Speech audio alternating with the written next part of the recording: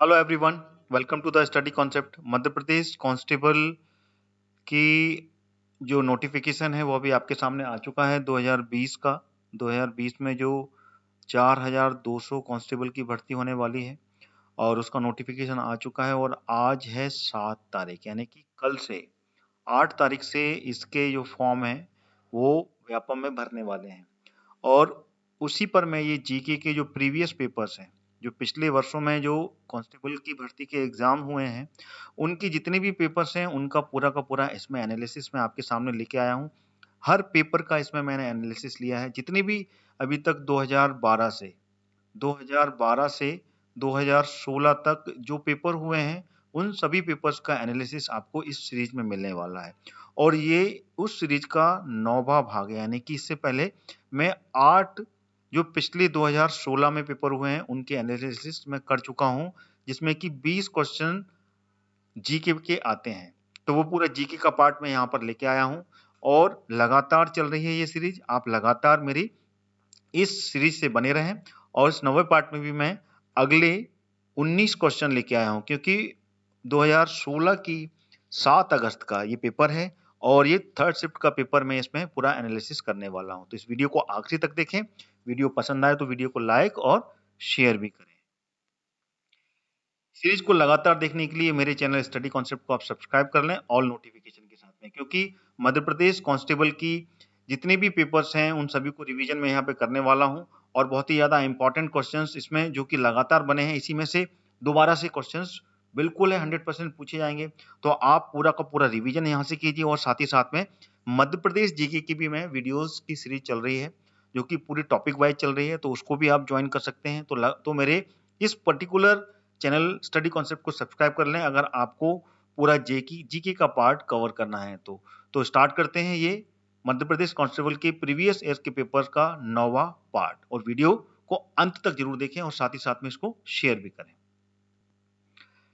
ये आ गया पहला क्वेश्चन आपके सामने और ये 2016 की 7 अगस्त का ये पेपर है थर्ड शिफ्ट का, जिसमें कि टोटल 19 क्वेश्चन आए थे और 19 पूरे के पूरे जीके क्वेश्चंस इसमें आपको मिलने वाले हैं। तो ये पहला क्वेश्चन है, किस केंद्र शासित प्रदेश का क्षेत्र केरल, तमिलनाडु और आंध्र प्रदेश में फैला हुआ है? लक्षद्वीप, अंडमान और निकोबार द्वीप, या फिर पुदुचेरी, या फिर दादर नगर हवेली? तो इसका आंसर कौन सा सही होगा बताएं आप, क्योंकि इस टाइप के पैटर्न्स के क्वेश्चंस पूरे ऑल इंडिया का जीके, ठीक है, करंट अफेयर्स, तो ये इस तरीके के क्वेश्चन टोटल 20 क्वेश्चन इसमें आएंगे। तो आपको पैटर्न भी समझ में आएगा और साथ ही साथ में हर क्वेश्चन का आपको रिवीजन भी यहाँ पर मिलने वाला है। तो बताइए इसका आंसर क्या है? केरल, तमिलनाडु और आंध्र प्रदेश तक फैला हुआ है, तो वो है Puducherry. This is the correct answer. Puducherry ये यूनियन टेरिटरी है जो कि केरल में भी इसका क्षेत्र फैला हुआ है, तमिलनाडु में भी और आंध्र प्रदेश में भी, यानी कि इन तीनों राज्यों के एक एक छोटे छोटे जो तहसील हैं उनको मिलाकर पदुचेरी यूनियन टेरिटरी बना है। ठीक है, तो this is the correct answer. अगला क्वेश्चन आ गया आपके सामने, मेघदूत बगीचा स्थित है कहाँ पर, कौन से शहर में स्थित है? इंदौर, उज्जैन, मांडू या फिर ग्वालियर? तो कौन सा ऑप्शन सही है इसका? तो इसका जो सही उत्तर है वो है इंदौर। जो मेघदूत बगीचा है ये इंदौर में स्थित है। ठीक है, अगला क्वेश्चन आ गया आपका, थर्ड क्वेश्चन है, भारत के संविधान का पहला संशोधन में क्या परिवर्तन हुआ था? मौलिक अधिकार, राज्य के नीति निर्देशक सिद्धांतों का, या फिर राष्ट्रपति चुनाव का, या फिर प्रधानमंत्री के चुनाव का? जो पहला संशोधन हुआ था संविधान में, संविधान बना था कब? संविधान बना था 26 नवंबर 1949 को। ठीक है, उसके बाद में 26 जनवरी 1950 को ये लागू किया गया था। ठीक है ना, 26 नवंबर 1949 को ये बन के तैयार हो गया था, पारित हुआ था। और लागू कब हुआ था? 26 जनवरी 1950 को। उसके बाद में इसमें अमेंडमेंट हुए थे। तो पहला जो अमेंडमेंट हुआ था उसमें कौन सा सब्जेक्ट किया था जिसमें कि उसको अमेंडमेंट किया गया था? तो इसका जो सही उत्तर है आप बताएं, ए बी सी डी में से कौन सा अगर आप जानते हैं तो डेफिनेटली आप बता पाएंगे। तो देखिए इसका जो आंसर है वो है बी, राज्य के नीति निर्देशक जो सिद्धांत थे, ठीक है ना, उसमें परिवर्तन किया गया था। और ये पहला जो अमेंडमेंट था वो कब हुआ था? ये हुआ था 10 मई 1951 में, ठीक है ना, जिसमें कि राज्य के नीति निर्देशक जो सिद्धांत हैं उनको इसमें परिवर्तन संशोधन किया गया था, ठीक है। और ये भारत के पहले प्रधानमंत्री पंडित जवाहरलाल नेहरू जी, ठीक है ना, उस समय वो इसके प्रधानमंत्री थे और उस समय ये संशोधन किया गया, ठीक है। अगला क्वेश्चन है, राष्ट्रगीत इनके द्वारा रचा गया, तो किसने राष्ट्रगीत को लिखा? बंकिम चंद्र चटर्जी, मोहम्मद इकबाल, जयशंकर प्रसाद या रविंद्रनाथ टैगोर? बताइए किसके द्वारा राष्ट्रगीत लिखा गया था? तो इसका आंसर है बंकिम चंद्र चटर्जी, इनके द्वारा ये राष्ट्रगीत लिखा गया था। और राष्ट्रगीत कौन सा है? देखिए भारत के दो गीत हैं, एक राष्ट्रगीत है और एक है राष्ट्रगान। तो राष्ट्रगीत कौन सा है? राष्ट्रगीत है वंदे मातरम, वंदे मातरम, ठीक है ना, ये भारत का राष्ट्रगीत है। और ठीक है ना, राष्ट्रगीत, ठीक है। और राष्ट्रगान कौन सा है? राष्ट्रगान है जन गण मन, जन गण मन, जन गण मन अधिनायक है ना, वो है, उसको बोलते हैं राष्ट्रगान, राष्ट्रगान, ठीक है। और राष्ट्रगान किसने लिखा था? राष्ट्रगान लिखा था रविन्द्रनाथ टैगोर जी ने, और राष्ट्रगीत बंकिम चंद्र चटर्जी ने लिखा था, ठीक है।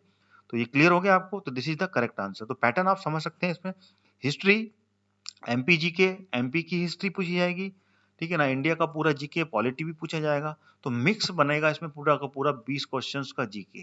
तो आपका लेवल आपको यहाँ पर क्लियर हो रहा है, ठीक है ना, सारे क्वेश्चन रिवीजन हो रहे हैं, साथ में उसको मैं पूरी तरीके से आपको बताने की भी कोशिश कर रहा हूँ यहाँ पर। चलिए अगले क्वेश्चन की ओर चलते हैं। अगला क्वेश्चन आ गया 5वां, इनमें से किन प्रधानमंत्री का, वो कौन से प्रधानमंत्री हैं जिनका जन्म इलाहाबाद में नहीं हुआ था? नहीं पूछा है इसमें। जवाहरलाल नेहरू, राजीव गांधी, बीपी सिंह या इंदिरा गांधी? तो कौन सा ऑप्शन सही है इसमें? अगर आप जानते होंगे कि कौन सी प्रधानमंत्री इनमें से जिनका जन्म इलाहाबाद में नहीं हुआ था, तो आप बता पाएंगे। तो इसका जो आंसर है वो है राजीव गांधी। राजीव गांधी का जन्म इलाहाबाद में नहीं हुआ था, इनका जन्म हुआ था मुंबई में, ठीक है ना, आमची मुंबई, मुंबई में हुआ था, और ये हुआ था 20 अगस्त 1944 को, ठीक है ना, मुंबई में जन्मे थे ये। और इनकी मृत्यु कब हुई? 1991 में, ठीक है ना, केरल में, केरल में केरल के बाजू में तमिलनाडु, सॉरी, तमिलनाडु के जो श्री पेरम्बदूर है, ठीक है ना, उसमें ये कैंपेनिंग करने गए थे और वहां पर एक भयंकर विस्फोट में इनकी हत्या कर दी गई थी, ठीक है ना, 1991 ये हुई थी 21 मई को, 21 मई 1991 में इनकी मौत हो गई थी, ठीक है। तो राजीव गांधी है, इनका जन्म नहीं हुआ था, इनका जन्म हुआ था मुंबई में, मुंबई, ठीक है ना, महाराष्ट्र की राजधानी, ठीक है। बाकी जितने भी प्रधानमंत्री हैं, जवाहरलाल नेहरू, बीपी सिंह, इंदिरा गांधी, ये इलाहाबाद में जन्मे हैं। अगला क्वेश्चन आ गया, भारत में केंद्र शासित राज्यों के दिन प्रतिदिन का जो मैनेजमेंट होता है, प्रबंधन होता है, उनकी देखभाल किन के द्वारा की जाती है? मंत्रिपरिषद द्वारा, उपराज्यपाल द्वारा, राज्यपाल द्वारा या फिर राष्ट्रपति द्वारा? बताइए। जो केंद्र शासित प्रदेश यानी यूनियन टेरिटरी, तो उसमें कौन होता है वहां का मुखिया? तो वहां का मुखिया होता है राज्यपाल, उपराज्यपाल, ठीक है, राज्यपाल नहीं होता, उपराज्यपाल, जिसको बोलते हैं इंग्लिश में लेफ्टिनेंट जनरल, ठीक है ना, लेफ्टिनेंट जनरल बोलते हैं, जो कि यूनियन टेरिटरी में पहला व्यक्ति कहलाता है, और वही पूरे की पूरे जो दिन प्रतिदिन के जो मैनेजमेंट होता है उसकी देखभाल करता है, ठीक है। और कितनी यूटी हैं टोटल यूनियन टेरिटरी इंडिया में? 8 है, ठीक है ना। इससे पिछले वाले वीडियो में भी ये क्वेश्चन बने थे, तो मैंने उसमें पूरा समझाया आपको, तो आप वो सारी वीडियोज लगातार देखें जो कि मैंने आरक्षक के एग्जाम में पूछे गए प्रश्नों पर बनाए हुए हैं। अगला क्वेश्चन आ गया, किस नदी पर गांधी सागर बांध बनाया गया है? देखिए ये एमपी से है, ठीक है ना, तो एमपी से भी जीके आपको क्लियर हो रहा है, एमपी से भी आया है। तो कौन सी नदी है जिस पर कि गांधी सागर बांध बनाया गया है? चंबल नदी, नर्मदा नदी, महानदी या फिर तवा नदी? तो कौन सा ऑप्शन सही है इसका? तो इसका आंसर है चंबल नदी। चंबल नदी पर ये गांधी सागर बांध बनाया गया, और कहाँ पर है ये है मंदसौर में, मंदसौर में बना है ये गांधी सागर बांध, ठीक है ना। और ये मध्य प्रदेश का पहला बांध है, सबसे पहला बांध जो बना है मध्य प्रदेश में वो गांधी सागर बांध ही बना है चंबल पर। और चंबल नदी का उद्गम कहाँ से है? यह है इंदौर से निकली है, मैं पहले भी बता चुका हूँ, इंदौर की कहाँ से? महू तहसील से, और महू तहसील की जाना पावा की पहाड़ी से निकली है ये, ठीक है, ये क्लियर हो गया। और चंबल नदी पर 3 बांध बनाए गए हैं, ठीक है ना, एक के बाद एक। ये एक बांध जो है ये मध्य प्रदेश में, बाकी के 2 बांध वो राजस्थान में है, ठीक है ना। एक कोटा में है और दूसरा चित्तौड़गढ़ में है, ठीक है ना, चित्तौड़गढ़, ठीक है ना। तो 2 बांध और बनाए गए जिसपे कि पूरी पन बिजली परियोजना, हाइड्रोलिक पावर प्लांट लगे हुए हैं, ठीक है। और बहुत बड़ी नदी है ये, टोटल 960 किलोमीटर का ये सफर तय करती है और ये यमुना नदी की सहायक नदी है, ठीक है ना। उत्तर की ओर ये जाती है, उत्तर, इसका जो अफवाह है वो उत्तर की तरफ है, ठीक है। और बाकी की नदियां भी आप जानते हैं, नर्मदा नदी मध्य प्रदेश की अमरकंटक से निकली है, महानदी जो है ये छत्तीसगढ़ की है, छत्तीसगढ़ में रायपुर से निकली है। तवा नदी ये नर्मदा नदी की सहायक नदी है जो कि कहाँ, महादेव श्रेणी से निकली है, महादेव श्रेणी जो कि सतपुड़ा श्रेणी की सहायक श्रेणी है, ठीक है ना, सतपुड़ा श्रेणी के अंडर में ही आती है, ठीक है ना। तो क्लियर हो गया ये। चलिए अगले क्वेश्चन की ओर चलते हैं।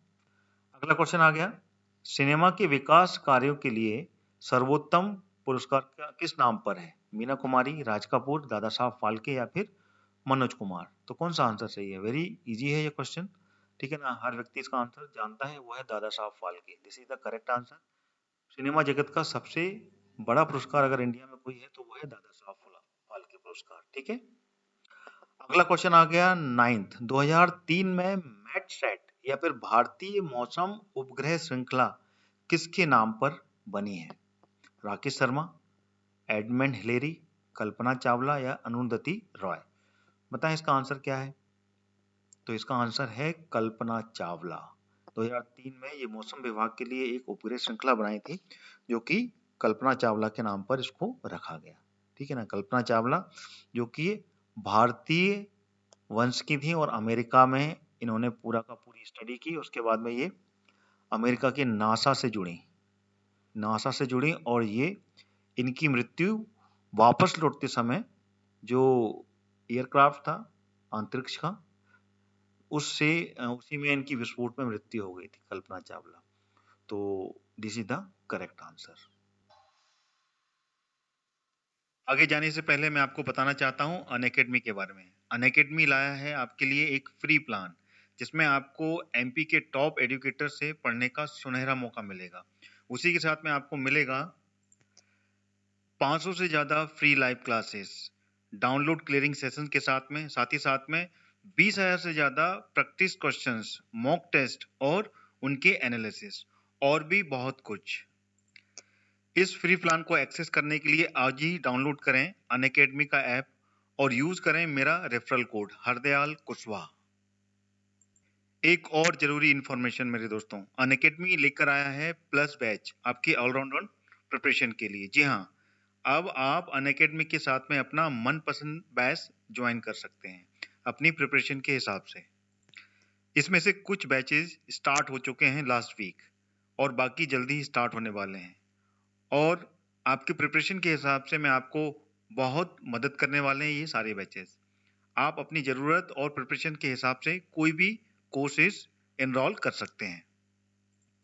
तो आइए जानते हैं इन कोर्सेज के बारे में।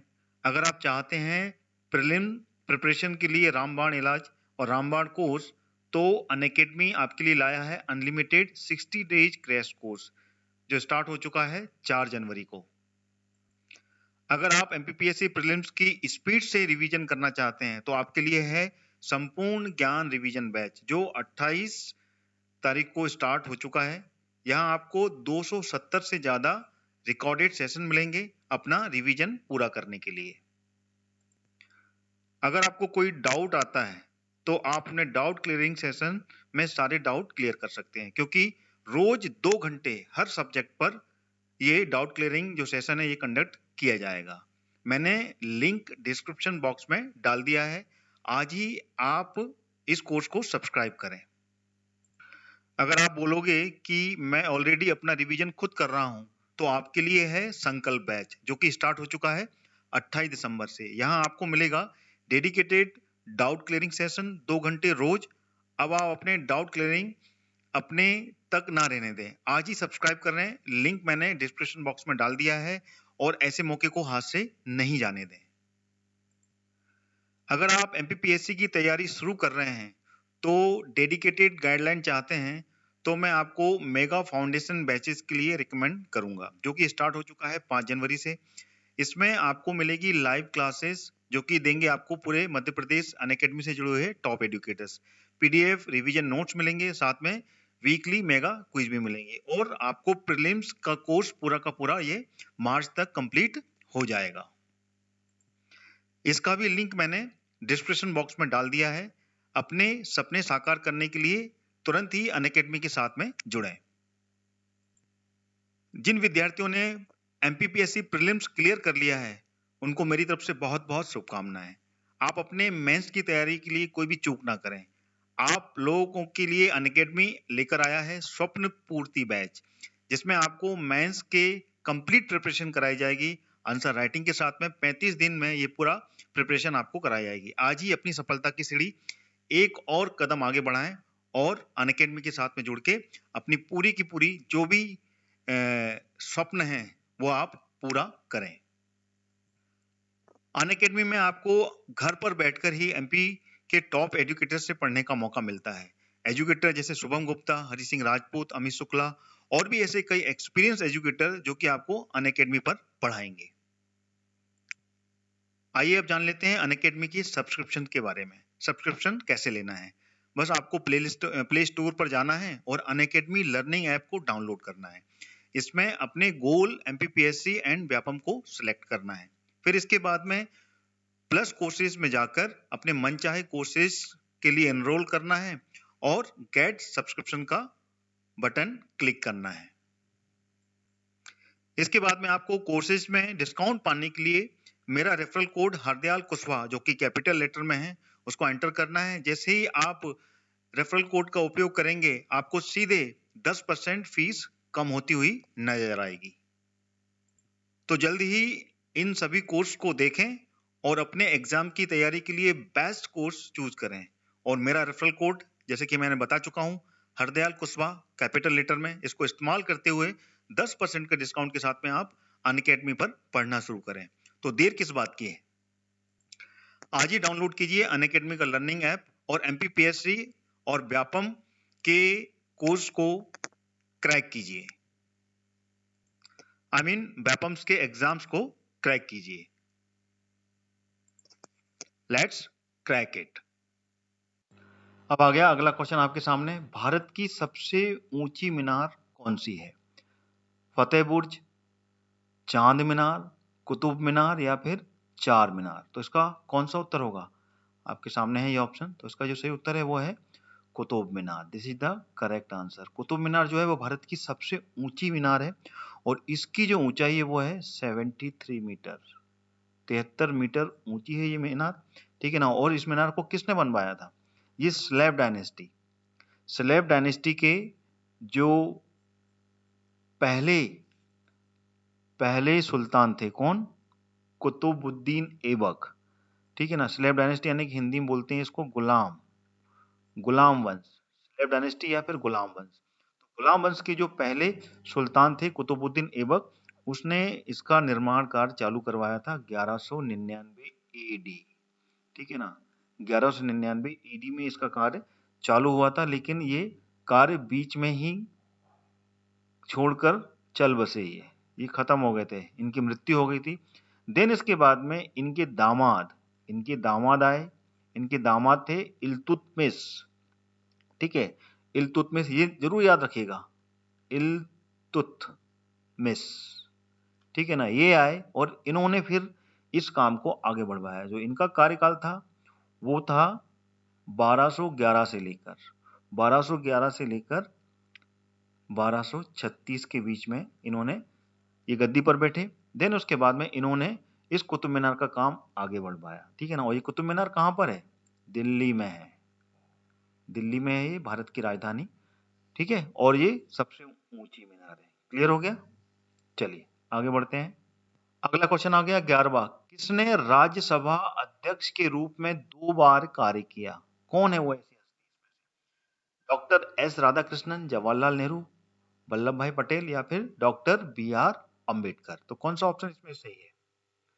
तो इसमें से सही उत्तर है doctor S Radhakrishnan. This is the correct answer. Doctor Sarvepalli Radhakrishnan, इन्होंने ये राज्यसभा के 2 बार अध्यक्ष रहे। यानी कि 2 बार अध्यक्ष का मतलब ये 2 बार उपराष्ट्रपति रहे, ठीक है ना, 2 बार उपराष्ट्रपति रहे, क्योंकि उपराष्ट्रपति ही राज्यसभा का सभापति कहलाता है, राज्यसभा का अध्यक्ष कहलाता है। देन उसके बाद में ये राष्ट्रपति बने थे, ठीक है ना। और इनका जन्म कब हुआ था? 5 सितंबर। 5 सितंबर को हमेशा इन्हीं के जन्मदिन पर टीचर्स डे मनाया जाता है। ये एक शिक्षक भी थे, तो टीचर्स डे इन्हीं के जन्मदिन पर मनाया जाता है। तो this is the correct answer. अगला क्वेश्चन आ गया, इन राज्यों में से किस राज्य में एक भी यूनेस्को की विश्व धरोहर स्थल नहीं है? मतलब यूनेस्को द्वारा किसी भी एक भी धरोहर को विश्व धरोहर में शामिल नहीं किया गया है। तो कौन से राज्य में है वो? महाराष्ट्र, उत्तर प्रदेश, बिहार या फिर नागालैंड? तो इसमें से कौन सा ऑप्शन सही है? तो इसका आंसर है नागालैंड। नागालैंड की अभी एक भी कोई धरोहर है जो विश्व यूनेस्को के विश्व धरोहर में शामिल नहीं हुई है। बाकी महाराष्ट्र, उत्तर प्रदेश, बिहार और मध्य प्रदेश, यानी कि जितने भी राज्य हैं उनमें एक ना एक जरूर है इस ऑप्शंस में, लेकिन नागालैंड में एक भी विश्व धरोहर के रूप में कोई भी धरोहर यूनेस्को में शामिल नहीं हुई है। अगला क्वेश्चन आ गया, नवंबर 19 को किसका जन्म दिवस भारत की राष्ट्रीय समकलन दिवस के रूप में मनाया जाता है? जवाहरलाल नेहरू, इंदिरा गांधी, महात्मा गांधी या फिर एस राधा कृष्णन? तो इसका जो सही उत्तर है वो कौन सा होगा? तो इसका सही उत्तर है इंदिरा गांधी। इंदिरा गांधी का जो जन्मदिन है वो 19 नवंबर को है और ये राष्ट्रीय समकलन दिवस के रूप में मनाया जाता है, ठीक है। अगला क्वेश्चन आ गया आपके सामने, ये हिस्ट्री से जुड़ा हुआ है। देखिए, चंदन कटोना ओरछा में स्थित है और ये क्या है? एक चंदेल शासकों द्वारा निर्मित गुफा या फिर भगवान शिव का मंदिर या फिर शाही निवास की पानी की पूर्ति के लिए एक फाउंटेन या फिर शासकों के लिए फूल की आपूर्ति के लिए एक बगीचा? बताइए इसका सही उत्तर कौन सा होगा? ए, बी, सी या डी? तो इसका सही उत्तर है शाही निवास की पानी की आपूर्ति के लिए एक फाउंटेन। तो this is the correct answer. और ओरछा बेतवा नदी के किनारे है, याद रखिएगा। बेतवा नदी इसके बाजू से बहती है, ओरछा का जो किला है। और ओरछा के किले का निर्माण किसने करवाया था? बुंदेला वंश ने। बुंदेला वंश ने यहाँ पर राज किया, ठीक है ना। और बुंदेला वंश की जो संबंध थे वो मुगल साम्राज्य से भी थे, और मुगल साम्राज्य यानी कि ये अकबर के समकालीन थे, अकबर के समकालीन थे। उसके बाद में जहांगीर से इनकी बहुत अच्छी फ्रेंडशिप रही, ठीक है ना। बुंदेला वंश के जो वीर सिंह बुंदेला थे वो जहांगीर के अच्छे मित्र भी रहे, ठीक है ना। तो ओरछा का जो किला है उसमें जहांगीर महल वीर सिंह बुंदेला ने जहांगीर के लिए ही बनवाया था, जब जहांगीर एक बार ओरछा आए थे, ठीक है। अगला क्वेश्चन आ गया, भारत के किस राज्य में सबसे ज्यादा जिले हैं? तमिलनाडु में है, उत्तर प्रदेश में, गोवा में या फिर मणिपुर में? बताएं। बहुत ही इजी क्वेश्चन है, easily you can answer it. Uttar Pradesh Bharat का सबसे ज्यादा आबादी वाला प्रदेश और सबसे ज्यादा जिले वाला प्रदेश है उत्तर प्रदेश। यहाँ पर लगभग 20 करोड़ के आसपास की आबादी है, ठीक है। और अभी नया सेंसस, नई जनगणना होगी तो इसकी आबादी अब आंकड़े इसके बदलने वाले हैं, जो कि कब है? अभी है 2021 में, ठीक है ना। हर 10 साल में होती है। पिछले जो सेंसस 2011 में हुआ था, अब 2021 में होने वाला है। तो इसके 2021 के बाद में जितने भी आंकड़े हैं जनगणना के अनुसार, तो उसमें से बहुत से फिगर बदलने वाले हैं, यानी कि एग्जाम में आपको पूरे आंकड़ों को फिर से रिवाइज करना होगा, ध्यान रखिएगा। और इसी में है सबसे ज्यादा जिले, कितने? 75 75 जिले हैं उत्तर प्रदेश में। सबसे बड़ी कॉन्स्टिट्यूएंसी का ये स्टेट है। कोई भी केंद्र में सरकार अगर बनती है और गिरती है तो वो उत्तर प्रदेश से गिरती है, इसलिए उत्तर प्रदेश की राजनीति को बहुत ज्यादा महत्व दिया जाता है। अगर आप जानते हो तो जब भी कोई आंकड़ों के बारे में जानकारी मिलती है और चर्चा होती है राजनीति पे, तो उत्तर प्रदेश को सबसे ज्यादा महत्व देते हैं राजनेता। अगर इसकी थोड़ी बहुत भी सीट 19-20 होती है तो वहां पर सरकार बनने और बिगड़ने में समय नहीं लगता है, ठीक है। अगला क्वेश्चन 16वां, भोपाल में एकमात्र पर्यटन स्थल है बिल्कुल भोपाल के करीब, कौन सा है? कोलार बांध, राजघाट बांध, केरबा या फिर हलाही? हलाई यानी कि हलाली, ये हलाली है, गलत लिखा हुआ है। तो इसमें से सही उत्तर कौन सा होगा? बताएं। तो इसका सही उत्तर है केरवा, बिल्कुल करीब में है ये केरवा। केरवा जो डैम है वो बिल्कुल करीब में है और ये बहुत ही अच्छा पर्यटन स्थल है, एक पिकनिक स्पॉट भी है, ठीक है ना।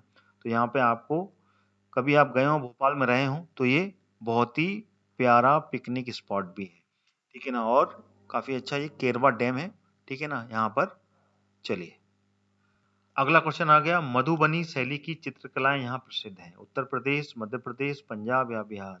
देखिए मधुबनी एक डिस्ट्रिक्ट भी है, किस जिले में है, तो ये बहुत अच्छी ट्रिक है, बहुत बहुत अच्छा है।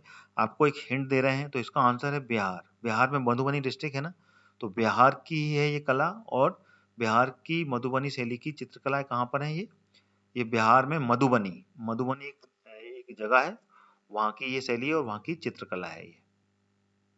अगला क्वेश्चन है, भारत के राष्ट्रपति के चयन से जुड़े किसी भी विवाद का कहाँ संदर्भित किया जाता है, यानी कि कहाँ से जुड़ा होता है। अगर कोई विवाद हो तो कहाँ पर उसको संदर्भित किया जा सकता है, चुनाव आयोग में, संसद में, या फिर उच्चतम न्यायालय में, या फिर संघ कैबिनेट में। तो इसका जो सही उत्तर है वो है उच्चतम न्यायालय, सुप्रीम कोर्ट, ठीक है ना। अगर कोई भी राष्ट्रपति के द्वारा, राष्ट्रपति के चयन के जुड़े हुए कोई भी मुद्दे पे विवाद होता है तो वो उच्चतम न्यायालय में ही संदर्भित किया जाता है। अगला क्वेश्चन आ गया 19वां, और इस 2016 की, ठीक है ना, 7 अगस्त का ये थर्ड शिफ्ट का पेपर है, उसका ये आखिरी क्वेश्चन है ये, और इस वीडियो का अंतिम क्वेश्चन है। निम्नलिखित राज्यों में से किसमें कोंकण रेलवे नहीं गुजरता, महाराष्ट्र, गोवा, केरल या फिर कर्नाटका। बताएं इसमें से कौन सा आंसर सही होगा। तो इसका सही उत्तर होगा Kerala. Kerala is the correct answer. Kerala जो कि इंडिया की पूंछ है, बिल्कुल आखिरी में है। देखा जाए तो यहाँ पर हल्का सा ये जो है, ये है केरल, ठीक है। और महाराष्ट्र, गोवा और कर्नाटका, यहाँ से ये कोंकण रेलवे का जो ट्रैक है ये गुजरता है, ठीक है ना। तो ये क्लियर हो गया। और इसी के ऊपर में यहाँ से कर्नाटका है, ये जो है ये कर्नाटका का हिस्सा है, ठीक है ना, जो तमिलनाडु से भी जुड़ा हुआ है, केरल से भी थोड़ा सा जुड़ा हुआ है। तो ये है पूरा हिस्सा कर्नाटका का। तो कर्नाटका से लेके और महाराष्ट्र, गोवा से जाते हुए ये पूरा कोंकण रेलवे कहलाता है। बहुत ही सुंदर, बहुत ही मनोभावन सीन मिलते हैं अगर आप कोंकण रेलवे के ट्रैक से गुजरते हैं। कम से कम 100 से ज्यादा यहाँ पर आपको टनल मिलेंगी। बहुत ही खूबसूरत पहाड़ों से घिरा हुआ है कोंकण रेलवे ट्रैक। बहुत ही आनंद आएगा आपको जब इससे घूमेंगे तो ये सारे क्वेश्चंस आपके पिछले एग्जाम से जुड़े हुए थे, ठीक है ना। आपको कैसे लगे, वीडियो कैसा लगा, अगर आपको पसंद आया है तो आप लाइक करें, साथ में शेयर भी करें इस वीडियो को, और मेरे चैनल को लगातार देखते रहें। अगर आप पूरा का पूरा आरक्षक एग्जाम्स के प्रीवियस ईयर्स के जितने भी क्वेश्चंस हैं वो आप पढ़ना चाहते हैं, रिवाइज करना चाहते हैं, क्योंकि इसमें से भी क्वेश्चंस आपके इस एग्जाम में पूछे जाएंगे, क्योंकि पूरा का पूरा आपका जीके यहाँ पर कवर हो रहा है, ठीक है ना। तो इसके लिए आपको मेरा स्टडी कॉन्सेप्ट चैनल सब्सक्राइब कर लेना चाहिए ऑल नोटिफिकेशन के साथ में। अगला वीडियो फिर आएगा आपके सामने, जो कि आरक्षक से एग्जाम से जुड़ा हुआ अगला पेपर का एनालिसिस लूंगा मैं। तब तक के लिए जय हिंद, जय भारत।